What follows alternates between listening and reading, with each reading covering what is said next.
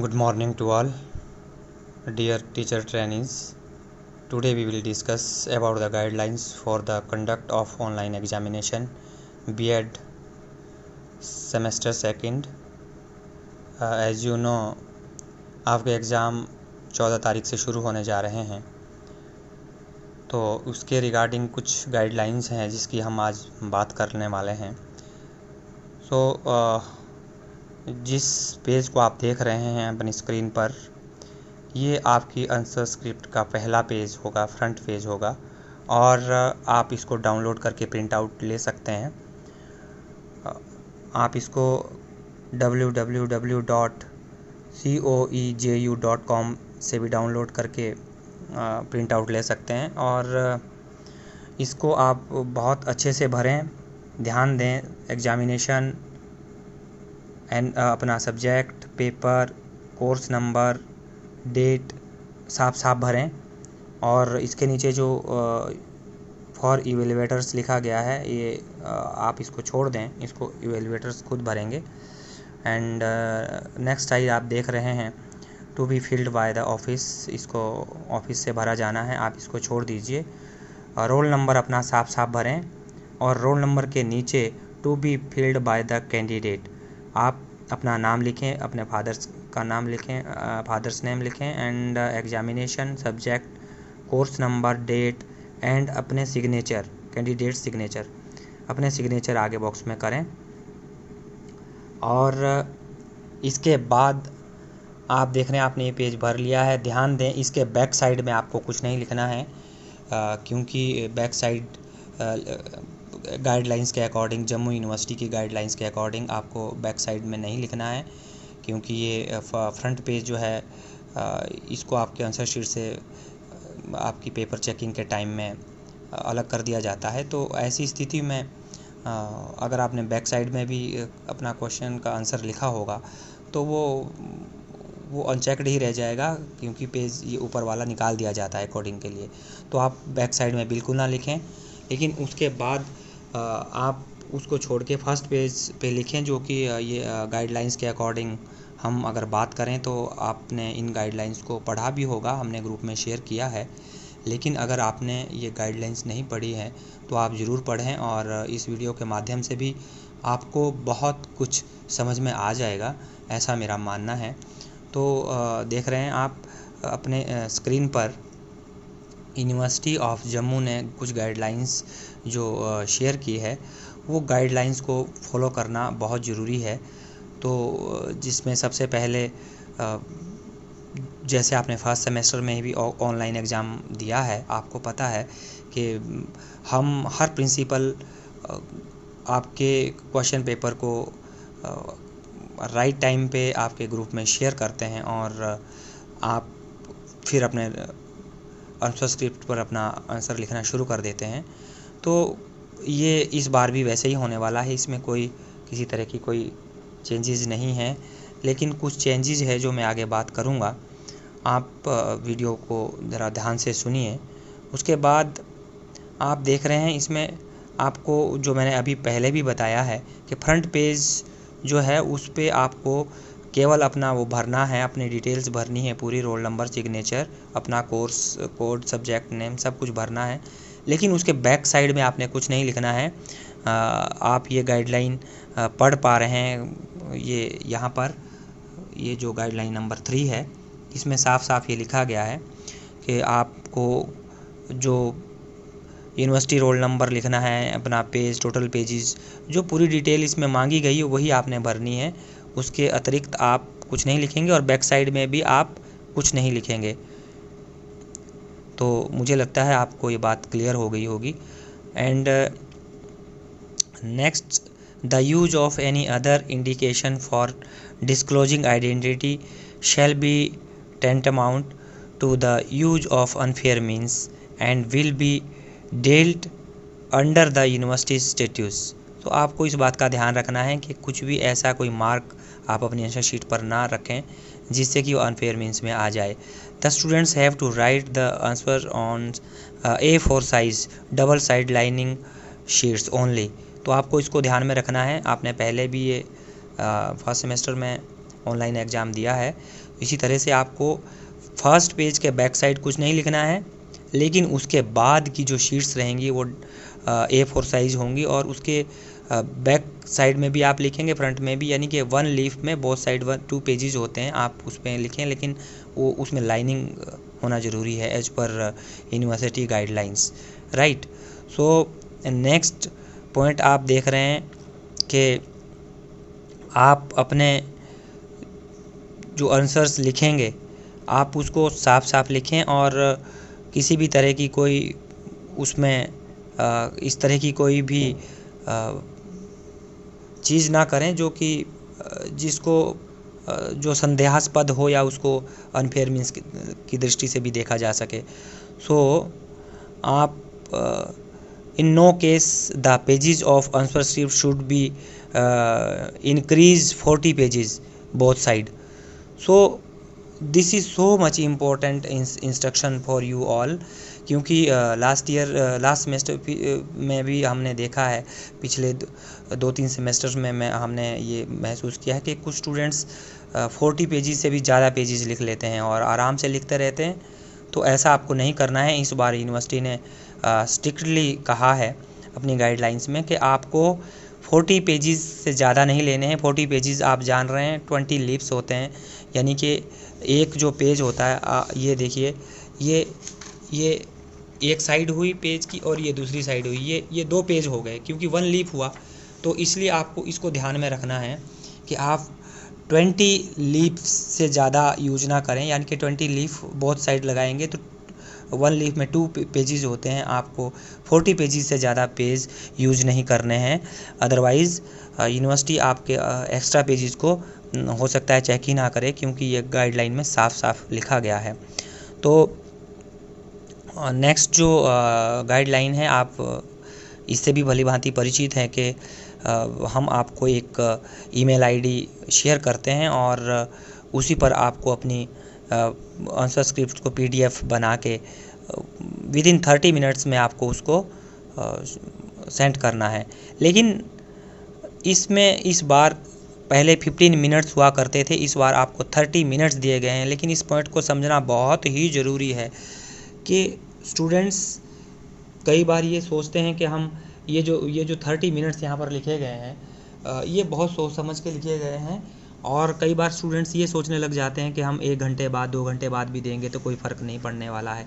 लेकिन इस बार ऐसा बिल्कुल नहीं है, आप इस बात को बिल्कुल ध्यान में रखें। और ये जो यहाँ पर लिखा गया है 30 मिनट्स, आप अपनी PDF फॉर्म में अपना आंसर स्क्रिप्ट को मेल करेंगे और वो सिंगल फाइल में हो और विदिन 30 मिनट्स। इस बात का ध्यान रखना बहुत ज़रूरी है कि आप 30 मिनट से ज़्यादा समय ना लें, और 30 मिनट से ज़्यादा अगर आपने समय ले लिया है, इधर साफ साफ लिखा गया है कि आपको 30 मिनट्स के अंदर भेजना है after the completion of the paper. तो इस बात को ध्यान में रखना बेहद ज़रूरी है कि आप किसी भी कीमत पर ये ना सोचें कि पिछले सेमेस्टर की तरह इस बार भी ऐसा ही हो जाएगा कि हम अगर 1 घंटे बाद या 30 मिनट के बाद 35-40 मिनट में भी भेज रहे हैं तो वो उसको भी एक्सेप्ट कर लिया जाएगा। तो इसके लिए आप इसके दुष्परिणाम क्या हो सकते हैं आप भली भांति जान सकते हैं। तो इस बार ऐसा बिल्कुल नहीं होने वाला है कि आप 1-2 मिनट या 5-10 मिनट लेट भेजें। आप पहले ही अपना 3 घंटे का आपके पास जो भी समय, निर्धारित समय जो यूनिवर्सिटी ने आपको पेपर अटैम्प्ट करने के लिए दिया है, आप अटैम्प्ट करें। और उसके बाद 30 मिनट्स आपको PDF के लिए दिए हैं और मेल करने के लिए दिए हैं। इन 30 मिनट्स में ही आपको मेल करना ही होगा। तो आप इसको बिल्कुल भी अदरवाइज ना लें, इस बात को बिल्कुल ध्यान में रखें। Next point is the email address shall be notified by the respective principal. ये बात हमने अभी कर ली है कि हम आपको वो भेज देंगे और आप उसके लिए निश्चिंत रहिए। मेल आईडी आपको शेयर कर दी जाएगी ग्रुप में।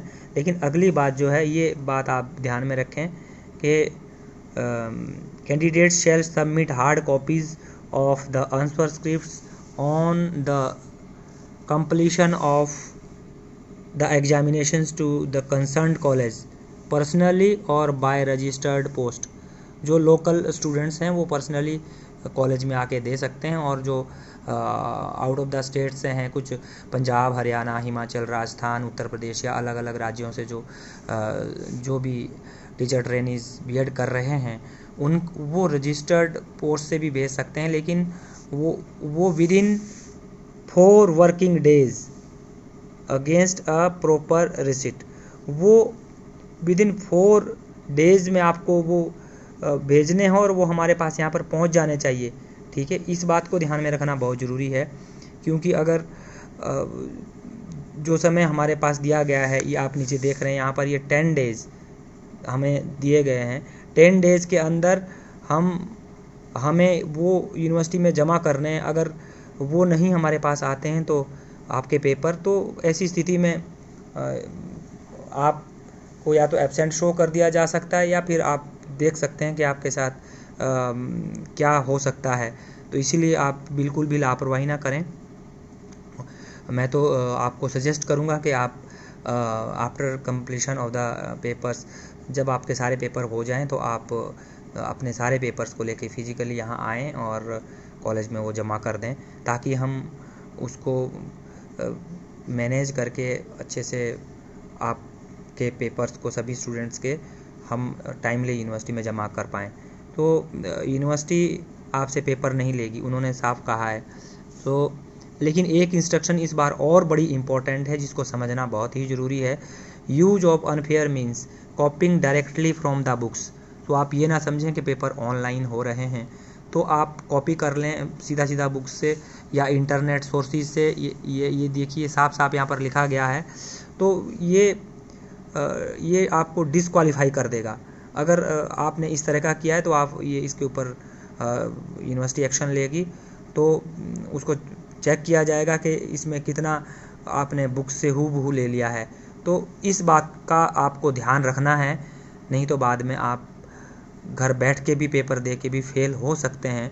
इसीलिए ये इंस्ट्रक्शन भी यहाँ दी गई है, जो कि गाइडलाइन नंबर 12 में है, साफ साफ यहाँ पर लिखा गया है। तो आपने इन बातों को ध्यान में रखना है। इस बार थोड़ा बदलाव हुआ है और आप इतने फ्री नहीं हैं कि आप घर में बैठ के किसी भी तरह से बुक्स खोल के कॉपी करके लिखें। तो ये आपको ध्यान में रखना है। इसीलिए यथासंभव अपने ही शब्दों में उत्तर दें जो आपने पढ़ा है और टीचर्स ने पढ़ाया है, तो आप उस पर ज़्यादा ध्यान दें, ना कि किसी तरह की कॉपी की कोशिश करें। So no hard copy of the answer script shall be entertained from the candidates.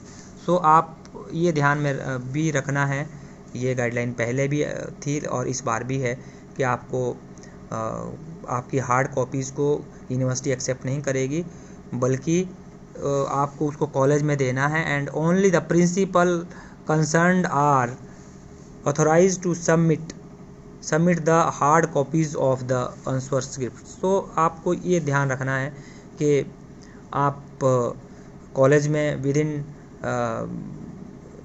4 working days आप उसको भेजने की कोशिश करें। और जैसा कि ऊपर इंस्ट्रक्शंस में लिखा गया है, इन इंस्ट्रक्शंस को आप फॉलो करें। यहाँ पर साफ साफ लिखा गया है 4 वर्किंग डेज, राइट। सो अब हमें भी इसको देखिए, कॉलेज में आप भेजेंगे, कॉलेज की पूरी प्रक्रिया होगी, पैकेट बनेगा, मेमो बनेगा, और उसके बाद ये यूनिवर्सिटी में हम उसको कंट्रोल ऑफ एग्जामिनेशन के एग्ज़ाम विंग में जमा करेंगे। तो यहाँ पर ये देखिए, concerned office of the control of examination university of Jammu within 10 days from the culmination of the examination. So ये कंडीशन है, इसके बाद आपका पेपर एक्सेप्ट नहीं किया जाएगा, क्योंकि ये कंडीशन है यहाँ पर कि 10 डेज़ के अंदर ये यूनिवर्सिटी में हमें इसको जमा करना ही पड़ेगा हरगिज़। सो कई बार स्टूडेंट्स के दिमाग में रहता है कि कई बार अगर पेपर जो उन्होंने वहाँ से कहीं से अपने स्टेट से, राजस्थान से या हिमाचल से कहीं से भी पोस्ट करके भेजे, हमारे पास नहीं भी पहुँचेंगे तो हम उसका प्रिंट आउट निकाल के जो आपने हमें मेल की होगी तो वो जमा करवाएंगे। लेकिन इस बार ऐसा नहीं है, वो इस बार बिल्कुल स्ट्रिक्टली आपको समय दिया गया है, 10 डेज़ दिए गए हैं। तो मुझे लगता है कि आपको इस बारे में बिल्कुल भी लापरवाही नहीं करनी चाहिए कि कोई PDF की फॉर्म में हम उसको प्रिंट आउट निकाल के आगे जमा करेंगे। क्योंकि ये यहाँ पर ओरिजिनल ही मांगे जा रहे हैं और आपको अपनी हार्ड कॉपीज़ को ओरिजिनल ही यहाँ पर जमा करना है और राइट टाइम पे करना है, क्योंकि after 10 days we can't do anything, so keep it in your mind. There shall be no provision of re evaluation in the online examination. ये भी कंडीशन आपने पहले फर्स्ट सेमेस्टर में ज़रूर पढ़ी होगी और अभी भी पढ़ी होगी। तो री इवेल्युएशन का कोई इसमें प्रोविज़न नहीं है और यूनिवर्सिटी ने इस बार भी ये साफ साफ लिखा है। तो the remaining details shall be notified later as on as and when required. So this is all about the guidelines for the conduct of online examination as we discussed here. So students, इसे आपने ध्यान में रखना है। इस paper की back side में आपने बिल्कुल नहीं लिखना है, इसके फ्रंट में ही जो आपको डिटेल मांगी गई वो आप भरेंगे। तो ये कुछ गाइडलाइंस हैं और जिन्हें आपने ज़रूर ध्यान में रखना है। तो बाकी आपको आपके सेकंड सेमेस्टर के फाइनल एग्जामिनेशन के लिए बेस्ट ऑफ लक। आप बेहतरीन ढंग से अपना एग्ज़ाम दीजिए और इसके लिए आपको हमारी बहुत बहुत शुभकामनाएं।